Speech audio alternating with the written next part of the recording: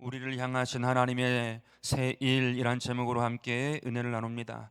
우리는 보통 과거를 잊지 말라라는 말을 많이 듣습니다. 근데 하나님은 오늘 본문에서 이전 일을 기억하지 말며 옛날 일을 생각하지 말라라고 하셨습니다. 하나님은 왜 이렇게 말씀하신 것일까요? 그 당시 이스라엘은 포로에서 돌아온 상태였습니다. 구원은 받았지만 여전히 폐허 속에 살았습니다. 성전은 무너졌고요, 경제는 붕괴되었으며 민족적인 자존감은 바닥에 떨어졌습니다. 이스라엘 백성들 마음 가운데는 이러한 생각이 들기 시작했습니다. 과거 출애굽 때에는 하나님은 정말 놀랍게 역사하셨는데 지금 우리는 왜 이렇게 초라한 것일까?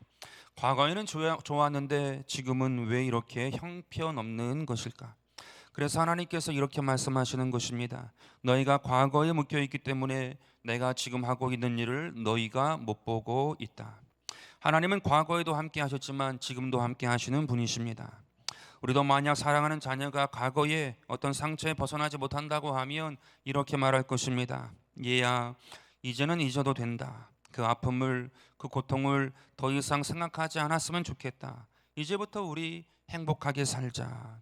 이 말은 책망이 아니라 간절한 사랑의 호소입니다. 부모가 자식에게 하듯 하나님께서 이스라엘에게 하신 것입니다. 과거가 아닌 지금 하나님이 행하시는 것을 보자라고 말씀하고 있습니다. 그렇다면 지금 이스라엘이 보아야 하는 것은 무엇일까요? 첫째로 과거의 하나님이 아니라 지금도 일하시는 하나님을 보아야 할 줄로 믿습니다. 오늘 본문에 보니까 이전 일을 기억하지 말며 옛날 일을 생각하지도 말라고 말씀하셨습니다. 그런데 사실 성경을 보면 하나님께서는 기억하지 말라는 말보다 기억하라, 잊지 말라라고 말씀하신 적이 더 많습니다. 확인해 보면 이렇습니다. 출애굽기 13장 3절에 너희는 애굽 곧 종되었던 집에서 나온 그날을 기념하라 라고 말씀하셨습니다. 잊지 말라고 하셨어요. 하나님은 무엇보다 하나님이 하신 일을 기억하라고 말씀하셨습니다.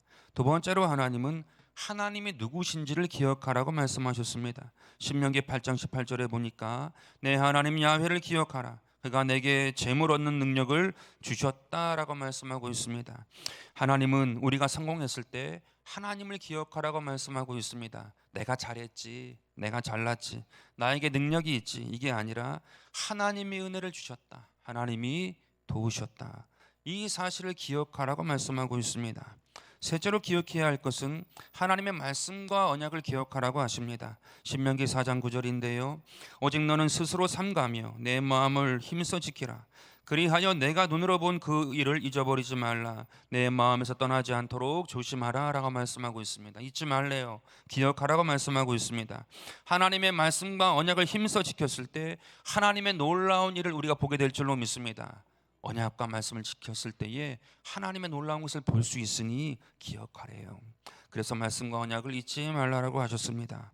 마지막으로 하나님은 은혜를 잊지 말라고 말씀하셨습니다. 시편 103편 2절입니다. 내 영혼아 야훼를 성축하며 그의 모든 은택을 잊지 말지어다. 모든 은혜를 잊지 말라고 말씀하셨습니다.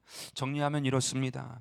우리가 기억하고 잊지 말아야 하는 것이 무엇인가 하면 하나님이 하신 일을 기억하고요, 하나님의 누구신지를 기억하고요, 하나님의 말씀과 언약을 기억하고요, 하나님의 은혜를 기억해야 할 줄로 믿습니다. 하나님의 은혜를 잊지 않고 살아야 할 줄로 믿습니다. 그것이 하나님께 영광이 되는 줄로 믿습니다. 그렇다면 오늘 하나님께서 말씀하신 기억하지 말라, 생각하지 말라는 도대체 무엇을 기억하지 말라고 하신 것일까요? 이 말은 내가 했던 일을 잊어버리라는 말이 아니라요, 기억하다의 원뜻을 보니까 거기에 기반해서 살다라는 의미가 있습니다. 그러니 거기에 기반해서 살지 말라라는 것입니다. 즉 과거에 기반해서 살지 말라라는 말씀입니다. 이 말은 하나님의 정체성을 거기에 두지 말라, 하나님의 정체성을 과거에 두지 말라라는 이야기입니다. 정리하면 하나님께서 이렇게 말씀하신 것입니다. 내가 과거에 했던 방식으로만 나를 제한하지 말라. 하나님께서 행하신 과거의 방식이 있는데 그 방식으로만 제한하지 말래요. 하나님께서 과거에 보여주신 모습이 있는데 그 모습만 기억하고 살지 말라라고 말씀하고 있는 것입니다. 사도 바울도 동일하게 말했습니다. 빌립보서 3장 13절인데요 형제들아 나는 아직 내가 잡은 줄로 여기지 되지 아니하고 오직 한 일, 즉 뒤에 있는 것은 잊어버리고 앞에 있는 것을 잡으려고 달려간다라고 이야기합니다. 이 말은 과거의 정체성에 나를 가두지 않겠다, 과거의 모습을 기반으로 해서 살지 않겠다라는 바울의 고백입니다. 다시 말해서 바울은 과거에 지은 많은 죄도, 과거에 이룬 사회적인 성과도, 과거에 있었던 종교적인 열심도 다 내려놓겠다라는 것입니다. 왜냐하면 하나님은 늘 앞에 있는 새로운 은혜로 바울을 인도하셨기 때문입니다. 바울이 하나님을 알고 경험하고 나니 하나님은 항상 앞에 있는 새로운 은혜로 자기를 만나주시고 자기를 인도하셨다라는 것입니다. 오늘 본문의 이스라엘은 출애굽의 하나님만, 홍해를 가르신 하나님만 익숙했습니다. 알고 있었습니다. 조상 때부터 들어온 이야기입니다. 그래서 예루살렘에 돌아온 이들의 첫 반응은 왜 그때처럼 바다가 갈라지지 않았을까? 왜 그때처럼 만나와 메추라기가 하늘에서 내리지 않았을까? 왜 구름 기둥과 불 기둥이 그때처럼 보이지 않았을까 했습니다. 근데 하나님은 그때와는 달리 이스라엘을 새로운 방식으로 구원하신 것입니다. 이번엔 홍해 바다가 갈라지지 않았지만 광야의 길과 사막의 강을 내셔서 구원하신 것입니다. 이번엔 하늘에서 만나와 메추라기가 내리지 않았지만 페르시아 왕의 도움으로 말미암아 구원받게 하셨습니다. 이번엔 구름 기둥과 불 기둥이 눈에 보이지 않았지만 하나님의 보이지 않는 선한 손이 그들을 도우신 것입니다. 하나님은 어떠한 분이신가? 하나님은 반복하지 아니하시고 날마다 새롭게 발전시키시는 분이심을 믿으시기 바랍니다. 하나님은 그냥 무한 반복하시는 분이 아니세요. 날마다 발전시키시는 분이십니다. 바다의 길을 내셨던 하나님이 광야의 길을 내시고 사막의 강을 내셔서 새롭게 일하시는 분이 하나님이신 줄로 믿습니다. 하나님은 지금도 일하세요. 하나님은 지금도 행하세요. 하나님은 지금도 말씀하시고요, 지금도 우리 가운데 역사하여 주십니다. 그런데 새롭게 우리 가운데 말씀하시고 역사하시고 함께하여 주시는 줄로 믿습니다. 우리에게 적용해 보겠습니다. 혹시 이전과 달리 신앙이 힘들어지신 분이 계십니까? 하나님이 이전과 달리 느껴지지 않는 분이 계신다면 그 이유는 하나님의 일을 안 하셔서가 아닙니다.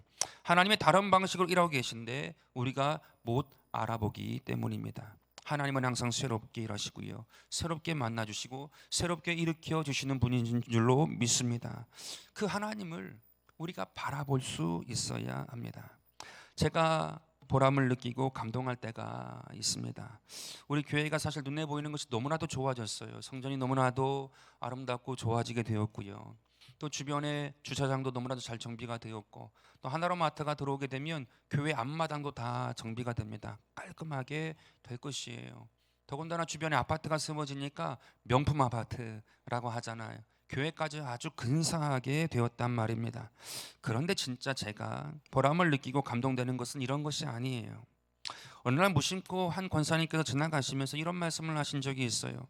목사님, 이전에는 이전대로 좋았습니다.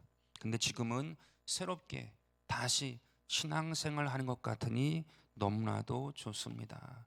새롭게 하나님께서 만나주시는 것을 느낀다고, 그것이 너무나도 감사하다고 이야기한 것이었어요. 이 한마디가 얼마나 감동이 되는지 모릅니다. 하나님의 과거하면 계셨던 분이 아니라 지금도 살아서 역사하시는 분이심을 깨달아 알게 하신 거예요. 그 고백이 있게 하니까 얼마나 감동이 되는지 모릅니다. 예전에 굉장히 잘 사셨던 분이 계셨습니다. 그런데 부도를 맞아가지고 이리저리 쫓겨다니시기도 하시고요, 어려움도 많이 당하셨습니다. 근데 시간이 지나고 아이들이 자라서 조금씩 벌기 시작하니까 작지만 장막도 마련하게 되었고요, 예전처럼 다시 큰 부를 이루지 못했지만 큰 어려움 없이 살게 되신 분이 계셨습니다. 근데 어느 날 이러한 이야기를 하시는 거예요. 목사님, 예전에는 감사한 게 무엇인지 몰랐습니다. 감사라고 하는데 감사가 무슨 의미인지 몰랐다는 얘기지요. 그런데 이제는 작은 것에도 감사합니다. 아주 작은 것에도 하나님께서 날 위하여 준비하셨구나, 날 위하여서 행하셨구나, 나를 위하여서 이것을 주님께서 주신 것이구나, 그러한 마음을 느낄 수 있대요. 작은 것에도 감사할 수 있게 되니 얼마나 좋은지 모른다고, 얼마나 기쁜지 모른다고 이야기한 적이 있습니다. 그래서 믿고 사는 것이 너무나도 감사하다, 그렇게 이야기하셨던 거예요. 여러분, 하나님이 홍해 바다를 마르게 하셔서 바다를 건너가게 하신 것에 비하면 광야에 길을 내신 것, 사막에 강을 내신 것은 너무나도 초라한 것이에요. 인간의 경험상 바다가 갈라진 것에 비하면 광야를 걷고 사막에서 물을 마신 것은 아무것도 아닌 것입니다. 그런데 하나님은 그게 아니라고 말씀하고 계세요.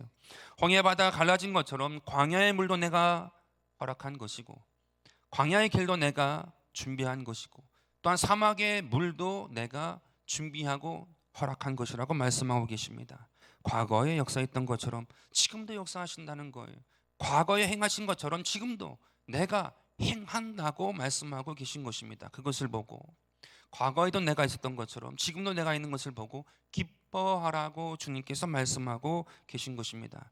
여러분, 오늘도 주님께서 우리 가운데 역사하시는 줄로 믿습니다. 이 시간도 살아서 역사하시는 줄로 믿습니다. 오늘도 나의 삶 가운데 말씀하시고 은혜를 베풀어 주시고 축복하여 주시는 줄로 믿습니다. 여러분, 이 사실을 믿으십니까? 반드시 믿고 돌아가게 되기를 바라겠습니다. 오늘 우리가 이런 하나님께 감사 영광 돌리게 되기를 바랍니다. 아주 작은 것에 감사하면 귀한 것, 더 큰 것을 허락하여 주실 줄로 믿습니다. 오늘 나와 함께 하시는 하나님, 오늘 나의 삶에 역사하시는 하나님, 오늘 나에게 말씀하시는 그 하나님을 경험하고 체험하는 저와 여러분 되기를 주 이름으로 축원드립니다. 둘째로, 하나님의 과거를 잊으라 하신 이유는 우리를 포기하지 않으시는 분이기 때문입니다. 이전 일을 기억하지 말며 옛날 일을 생각하지 말라. 이 말에는 또 다른 뜻이 있습니다. 그것이 무엇이냐 하면 너의 실패로 너 자신을 규정하지 말라라는 이야기예요. 과거에 실패가 있느냐, 과거에 아픔이 있느냐, 과거에 상처가 있느냐, 그것으로 너를 규정하지 말라라는 것입니다. 이스라엘의 과거는 부끄러운 과거였습니다. 우상 숭배했고요, 불순종했고요, 타락했습니다. 그 결과 그들은 하나님께 심판을 받아 나라는 멸망했고 그들은 포로가 되었습니다. 그로 인해 그들은 씻기 어려운 패배의식, 패배감을 가지고 사는 자들이 되었습니다. 거기에 사로잡히게 되었습니다. 그런데 은혜를 경험하고 기적을 경험할 때는 문제가 되지 않지만 인내하고 버텨야 하는 문제가 닥칠 때면 어김없이 패배의식이 그들을 사로잡았던 것입니다. 그래서 우리는 안 돼, 이래서 우리는 안 돼 했던 것입니다. 그때 하나님께서 말씀하신 것입니다. 아니야, 나는 너희를 버린 적이 없다. 결코 너희를 잊은 적이 없다라고 말씀하고 있는 것입니다. 여러분, 이게 무슨 말일까요? 하나님의 마음이 잘 이해가 되지 않아요. 왜냐하면 이스라엘이 멸망했거든요. 완전히 무너졌거든요. 포로가 되어서 종살이하고 있는 상황이란 말입니다. 그런데도 하나님께서 하시는 말씀은 뭐냐 하면 버리지 않았대요. 잊지 않았대요. 너무 상극에 있는 이야기를 해버리시는 거거든요. 도대체 하나님의 마음을 헤아릴 수가 없는 것입니다. 도대체 이 말이 무슨 말일까요?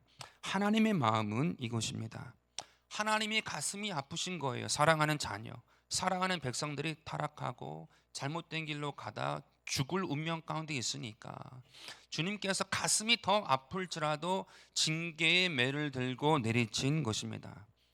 그것이 사랑인지를 깨닫지 못하고 그냥 세상으로 가는 사람이라고 하면, 더러워지 않는다고 하면 어쩔 수 없지만 깨닫고 돌아오는 자가 있다라고 하면 그를 위해서 주님께서 마음이 아픈다 할지라도 징계의 채찍을 든 것입니다. 하나님의 사랑인 마음이지요. 사랑하기 때문에 회초리를 들고 사랑하기 때문에 죄악의 껍질이 벗겨질 만큼 내리친 것입니다. 부모들은 이 경험을 하거든요. 그래서 참 귀한 것입니다. 부모라는 이름이, 자식은 한 명이 됐든 두 명이 됐든 귀합니다. 그런데 한 명일 때와 두 명일 때는 이 양육하는 방법이 달라질 수밖에 없습니다. 한 명일 때는 그냥 다 이뻐요. 크게 잘못하는 것도 보이지 않습니다. 뭘 해도 다 이쁩니다. 큰 잘못도 사실 짓지 않아요. 그런데 둘이 되니까 서로 본성이 나타나기 시작해요. 서로 싸우기 시작합니다. 서로 간에 잘잘못을 가릴 수밖에 없는 상황이 생기더란 말입니다. 그때부터 양육 방법의 징계가 생길 수밖에 없었습니다. 한번 혼낼 때 굉장히 따끔하게 회초리를 쳤습니다. 그런데 왜 그런 것입니까? 사랑하기 때문에 그러는 거예요. 사랑하니까. 잘못된 습성이 습관이 되지 않도록 훈계한 것입니다. 하나님이 꼭 그렇다는 거예요. 하나님의 꼭 그 마음을 가지고 징계의 채찍을 내리치신 것입니다. 잘못된 껍질이 벗겨질 때까지 치신 것입니다. 하나님이 이스라엘을 심판하시고 책망하신 것도 사랑 때문입니다. 여러분, 이 사실을 어떻게 알 수 있을까요? 오늘 본문 앞쪽인 이사야 43장 1절에 보니까 하나님은 하나님의 마음을 이렇게 표현하셨습니다. 두려워하지 말라. 내가 너를 구속하였고 내가 너를 지명하여 불렀나니 너는 내 것이라. 내가 물 가운데 지날 때에, 아니 하나님 왜 물 가운데 지나가게 허용하시는 것입니까? 물 가운데 안 지나가면 좋은 거 아닙니까? 근데 주님은 말씀하세요. 그래야 씻겨진다. 그런데 내가 너와 함께 할 것이라. 강을 건널 때에 물이 너를 침몰하지 못한다고 말씀하고 계세요. 그 물을 지나가야 하지만 함께 하시어서 침몰당하지 아니하도록 지키신대요. 이게 하나님의 사랑이랍니다. 또한 내가 불 가운데로 지날 때에, 아니 하나님 왜 불 가운데 지나가도록 허용하십니까? 안 지나가면 좋은 거 아닙니까? 그러나 지나가야 너의 불순물이 다 타버린다. 깨끗해진다.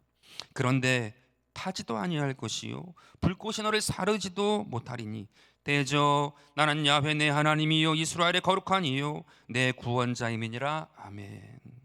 하나님께서 사랑하신대요. 사랑하기 때문에 물도 불도 통과하게 하셨대요. 그러나 함께 하신대요. 침몰하지 않게 하신대요. 사르지 못하게 하시고 태우지 못하도록 주님께서 보호하신다고 말씀하고 있습니다.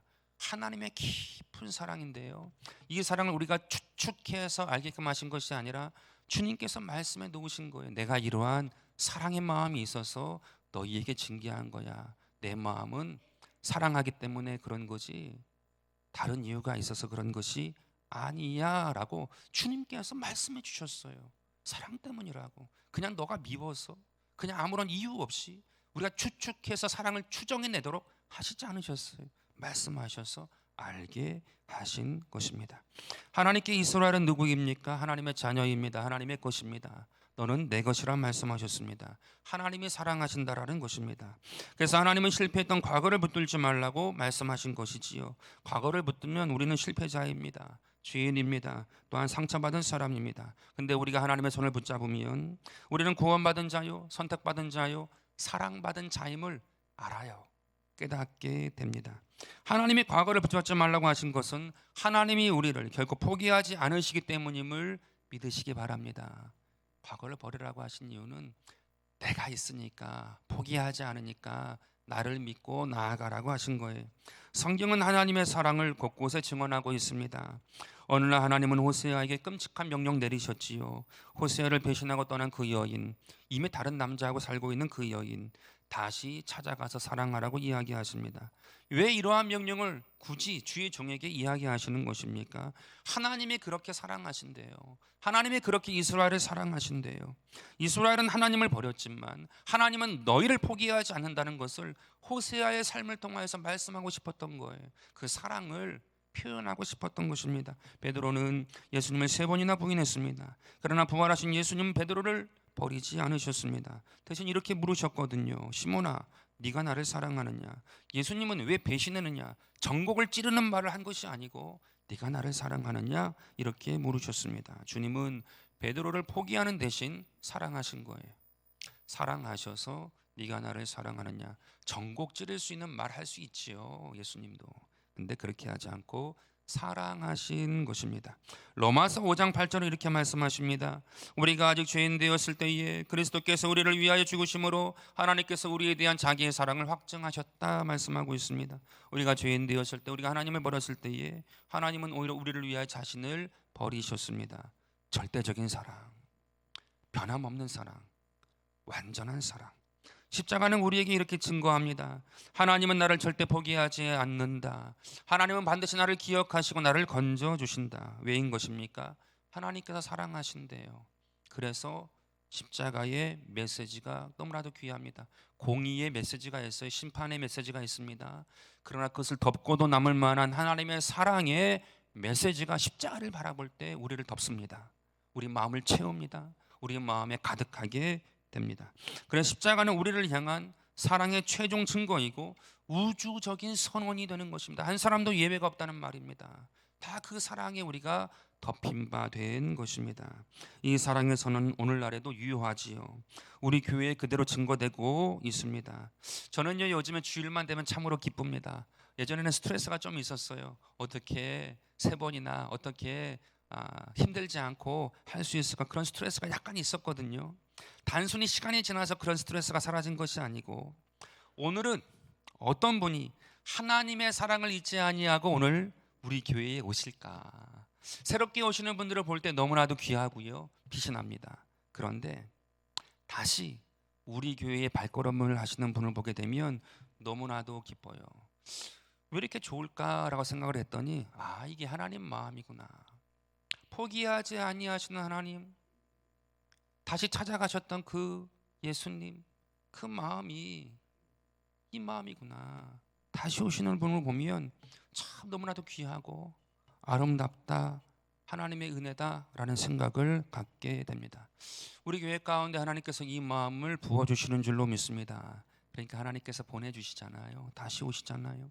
그리고 제가 기도하는 제목 중에 또 하나가 있는데요, 우리 교회를 떠났던 청년들이 다시 돌아오도록 하나님 은혜 주시라고 기도하거든요. 청년들이 돌아오기를 원합니다. 사실 청년들이요, 저는 개인적으로 볼 때 불쌍해요. 왜냐하면 직장도 요즘 변변한 게 많지 않아요. 돈도 많이 벌지 못합니다. 배우자도 없어요. 우리는 젊음 하나만 있으면 다 되잖아, 그렇게 얘기하지만 청년들 입장에서는 그거 하나 빼고는 가진 게 없어요. 불쌍한 때를 지나가고 있단 말입니다. 다는 아니겠지만 대다수가 그렇단 말입니다. 그럼에도 불구하고 하나님께서 그들을 사랑하시는 줄로 믿습니다. 청년들의 고뇌가 깊거든요. 그렇지만 하나님이 우리 청년들을 사랑하시는 줄로 믿습니다. 다시 하나님께 청년들로 하여금 돌아오도록 하나님께서 은혜를 더하실 줄로 믿습니다. 그러니 우리가 기도해야 돼요. 먼저 기도를 심어서, 저는 소망하는 바가 무엇이냐 하면 우리 대전순복음교회 제2의 부흥이 청년들을 통해서 일어나게 되기를 바랍니다. 우리 교회가 그러한 교회가 되기를 바라면서 기도합니다. 바라보면서 또한 기도합니다. 함께 기도해 주시기를 바라겠습니다. 전도서 12장 1절에 이러한 말씀이 있습니다. 너는 청년의 때에 너의 창조주를 기억하라. 저는 이것을 이렇게 해석합니다. 하나님의 사랑을 기반으로 해서 청년의 때를 지나가라. 청년의 때가 만만치 않다. 유혹도 많고 어려움도 있고 가진 것도 없을 수 있고 여러 가지 힘듦을 돌파하며 나가야 되는데, 하나님의 사랑을 기반으로 해서 창조주를 기억함으로 말미암아 그때를 이겨라, 그때를 잘 통과해라 라고 저는 읽습니다. 포기하지 않는 하나님의 사랑이 이끌려 돌아오는 은혜가 우리 교회 가운데 항상 넘치게 되기를 축원합니다. 셋째로, 과거를 잊으라 하시고요, 우리를 포기하지 아니하시는 하나님은 어떤 분이시냐 하면 우리 인생에 새로운 이야기를 쓰기 원하시는 분이십니다. 오늘 보면 19절에 보니까 하나님께서 이렇게 말씀하십니다. 보라, 내가 새 일을 행하리니 이제 나타낼 것이다 말씀하세요. 이 말의 핵심이 무엇이냐 하면, 나는 너의 인생을 다시 쓰기 원한다, 다시 쓰고 있다라는 말입니다. 우리 인생을 주님이 다시 쓰신대요. 이 19절의 말씀은 정확하게 그 말입니다. 나의 인생을 새롭게 쓰고 있다. 광야의 길을 내고 사막의 강을 낸다는 것은요, 아무것도 없어 보이는 곳에서 하나님의 이야기가 시작된다라는 얘기예요. 아무것도 없는 곳에서 물이 나고요, 길이 났다라는 것은 하나님의 이야기가 있대요. 하나님의 스토리가 있대요. 그 하나님의 이야기를 시작하신다라는 이야기입니다. 사실 포로에서 돌아온 이스라엘은 기뻤지만 그들 깊은 곳에서는 스스로를 패배자로 느끼고 있었습니다. 돌아오긴 했어도 이제 여기엔 아무런 희망이 없어. 회복 불가능이야. 우리는 힘이 없어. 우리는 늙고 약해. 딱 이거거든요. 이스라엘이 그랬습니다. 이스라엘 백성들에게 있는 이러한 패배의식이 에스라 3장 11절에 보게 되면 고스란히 기록되어 있어요. 모든 백성이 야훼의 성전 기초가 놓임을 보고 나이 많은 족장들은 첫 성전을 보았으므로 대성통곡하였으나, 과거에 비해 현실이 너무 초라한 거예요. 그래서 마음이 울컥해서 울어버린 것입니다. 그러나 여러 사람은 기쁨으로 크게 함성을 질렀다고 이야기하고 있습니다. 여러분, 여기서 두 세대가 갈라지고 있어요. 이 장면의 젊은 세대는 회복을 보고 기뻐했던 것입니다. 그런데 옛 성전을 기억하는 분들은, 족장들은 현재가 너무 작아 보여서 울어버린 것입니다. 이 울음은 감동의 울음이라기보다는 과거의 영광에 비해 초라해진 현재의 모습, 그 모습을 보고 패배의식이 깊이 있던 패배의식이 튀어나와 버린 거예요. 그래서 터져버린 거예요. 이게 뭐란 말인가? 예전 같지 않다. 기쁨과 감동이었으면 더 좋았을 터인데 이전과 비해서 지금 초라한 것에 대한 울컥함으로 울어버렸단 말입니다. 그래서 하나님은 이전 일을 기억하지 말라고 하신 것입니다. 이런 패배의식은 안타깝게도 느헤미야서에서도 등장합니다. 느헤미야 4장 10절인데요. 유다 사람들은 이르기를 흙무더기가 아직도 많거늘 짐을 나르는 자의 힘이 다 빠졌으니 우리가 성을 건축하지 못하리라 라고 이야기하고 있습니다. 이것은 단순한 현실 보고가 아닙니다. 우리는 약하다, 우리는 할 수 없다, 우리는 늙었다, 우리는 실패한 민족이다. 패배의식이에요.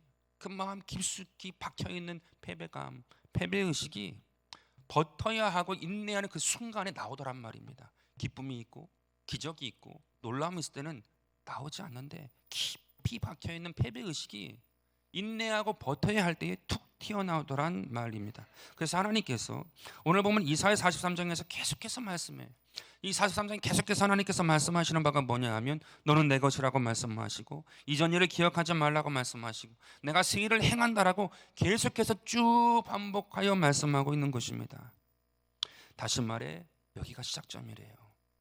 과거가 시작점이 아니고 지금 이 순간 이 자리 이 시간이 시작점이야 라고 하나님이 계속해서 주입하고 있는 거예요. 이 안에 있는 깊이 안에 있는 이 패배감을 하나님께서 지금이 시작이라는 그 새로운 물결로 계속해서 뽑아내는 거예요. 계속해서 바꾸시는 거예요.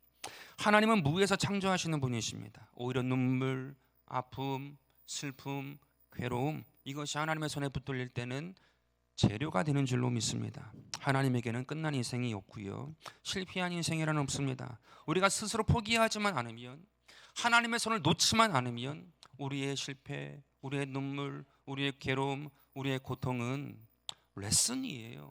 하나님께서 우리에게 허락하신 과정이에요. 과정을 통과하고 나면 주시는 영광이 있는 것입니다. 이것을 믿으라고 말씀하세요. 하나님에게는 이제부터 새롭게 쓰여질 새로운 이야기만이 있다라고 말씀하고 있는 것입니다. 이 사실을 믿으시기 바랍니다. 하나님께는 새롭게 쓰여질 이야기가 있대요. 그러니 그때를 잘 이겨라. 그리고 버텨라. 믿음으로 주님 바라보면서 때가 되면 하나님이 새로운 이야기를 쓰신다. 여러분, 한국 교회사에서 가장 극적인 때는 아마도 일제시대 때 평양 대부흥일 것입니다. 1907년 평양 대부흥이 일어나기 전에 조선은 에스라, 느헤미야 시대와 거의 똑같았습니다. 1905년 나라를 잃었고요, 경제가 붕괴되었으며 미신, 술, 가난에 찌든 패배의식이 가득한 민족이 조선, 우리나라였습니다. 기독교가 들어왔지만 사람들은 이렇게 생각했습니다. 이게 어떻게 우리를 바꿀 수 있나? 예수님이 어떻게 바꿀 수 있느냐? 그런데 1907년 1월, 정확하게 120년 전이에요. 1907년 1월이니까 평양 장대원 교회 사경회 중에 선교사였던 하디 목사님이 공개적으로 회개합니다. 나는 조선 사람들을 사랑한 적이 없습니다. 사랑하지 아니하였지만 여기 와서 이렇게 살고 있는 것입니다. 그런 고백을 한 거예요. 그러자 갑자기 회중들이 술렁이기 시작했습니다. 장로님이 간음을 고백하고 상인이 사기친 죄를 고백하고 청년들이 미움과 분노를 회개하기 시작했다고 합니다. 이전 일은 지나 기억하지 말라, 이 말씀이 우리나라 가운데 처음으로 실제가 된 날이에요. 1907년 이 장대현 교회에서 이전 일을 기억하지 말라, 옛적 일을 생각하지 말라, 우리나라 가운데에 이루어진 날입니다. 그러자 놀랍게도 술집이 문을 닫았고요, 도둑이 사라지고 미신이 무너지고요, 전도자들이 세워지기 시작했고 그때 평양이 동방의 예루살렘이라 불리게 된 것입니다. 바뀐 것이 전혀 없었어요. 하나님께서 새 일을 시작하신 것입니다. 하나님께서 새 날을 여신 것입니다. 하나님께서 새로운 역사를 창출하신 것이었습니다. 여러분, 지금도 하나님께서 우리 인생 가운데에 우리 교회를 향해서, 우리 나라를 향해서 새 일을 준비하고 계신 줄로 믿습니다. 하나님은 새 일을 행하시는 분이시래요. 구태의연하지 않으시대요. 새 일을 행하시는 분이시래요. 그 하나님을 바라보고 날로 새로워지라고 우리에게 말씀하고 있는 것입니다. 여러분, 지난 한 해 동안 우리 교회 가운데 어떠한 일들이 있었는지 혹시 아시는지요? 새롭게 시도된 일들이 있었거든요. 교회 학교에서 영어 잽스 성경학교가 시작이 되었어요. 올해 2월 달 마지막에는 필리핀에 영어 성경 관련된 인원들이 25분이 모여서 이 대전 지역에 하긴 필리핀으로 영어 단기 훈련을 갑니다. 그러한 일이 아직 크진 않아도 이루어지고 있는 거예요. 또한 작년에 드림학당이 시작이 되었지요. 한 40여 분이 계속해서 꾸준하게 나오시고 계세요. 거기서 웃는 모습을 보았거든요. 우리 시니어들의 웃는 모습을 보았어요. 그 모습을 보니까 야, 하나님이 새 일을 허락하시는 분이시다. 그것을 느꼈습니다. 웃을 일이 뭐가 있습니까? 자녀들 때문에 웃을 일이 많이 있으십니까? 세상 돌아가는 일 때문에 웃을 일이 많이 있으십니까? 그 연사이에 많은 돈을 버셔가지고 웃을 일이 많이 있으십니까? 웃을 일이 많이 있지 않아요. 그런데 교회에 와서 시니어 학당, 이 드림 학당에서 웃으시는 것을 보고 하나님이 새 일을 행하시는구나. 하나님의 마음이 대단한 것에 있지 아니하고 이곳에 한 영혼 한 영혼에 있구나. 새 일이 하나님이 행하시는 일입니다.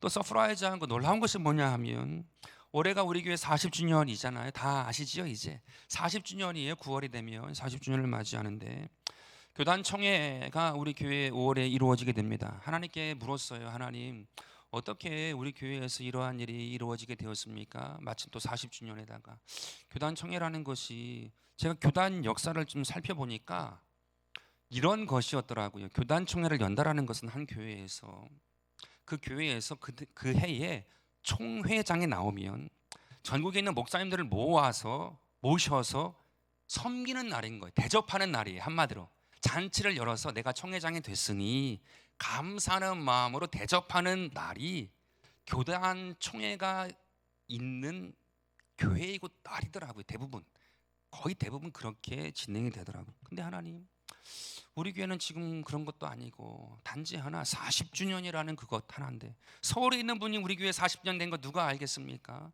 아무도 알지 못할 것인데 어떻게 우리 교회에서 이러한 행사가 잔치가 이루어지게 된 것입니까? 물었어요 하나님께. 그랬더니 하나님께서 뭐라고 마음에 감동을 주셨는가 하면 40이라는 숫자가 유혹에 이제 흔들리지 아니하는 나이가 되지 않는 것이냐, 또한 불혹의 나이가 된 것이지 않느냐, 그 시간까지 잘 버텨준 재직 성도들 축복하기 위해서 내가 축하의 잔치를 연 것이다. 수고는 너희가 하겠지만 내 마음은 그거다. 이 교회 대전순복음교회 내가 축복하기 위해서 이 40주년을 맞이하여 내가 준 것이다. 그런 감동을 주시는 거예요. 얼마나 감사하고 얼마나 좋은지. 하나님께서 우리 교회 가운데 새 일을 행하시는 줄로 믿습니다. 이렇게 새 일을 행하시는 이유는 단 한 가지 이유밖에 없어요. 과거의 영광도 과거의 상처도 다 내려놓아라. 내가 새 일을 행할 것이다. 하나님은 예레미야 29장 11절에서 이미 이렇게 말씀하셨습니다. 야훼의 말씀이니라. 너를 향한 나의 생각을 내가 아나니 평안이요 재앙이 아니라 너희에게 미래와 희망을 주는 것이다. 저는 우리 교회가 너무나도 자랑스럽고요. 우리 성도님들, 재직들이 너무나도 자랑스럽습니다. 우리 교회 가운데 하나님께서 이 마음을 부으시는데 제가 먼저 받은 것 같아요. 우리 교회 가운데에 이 귀한 은혜가 있는 줄로 믿습니다. 여러분, 지금도 주님께서 새롭게 일하시는 줄로 믿습니다. 우리를 포기하지 않는 주의 사랑이 있는 줄로 믿습니다. 은혜가 있는 줄로 믿습니다. 또한 새롭게 우리를 통하여 새로운 이야기를 쓰시는 주님의 뜻이 있는 줄로 믿습니다. 여러분, 이것을 기억하고 이전 일은 기억하지 말고 옛날 일을 생각하지 말고, 좋은 것이 당연히 잊으면 안 되죠. 그러나 우리 가운데 묶여있던 것이 있다면 다 흘려보내고 하나님께서 허락하신 것을 기억하고 믿음으로 나아가고 올 한 해 가운데 하늘의 복을 받고 하늘의 능력을 경험하고 하나님과 함께 행하여 나아가는 하나님의 축복된 인생이 되기를 주의 이름으로 축원드립니다. 주님께서 우리 가운데 함께 하시고 역사하여 주시는 줄로 믿습니다.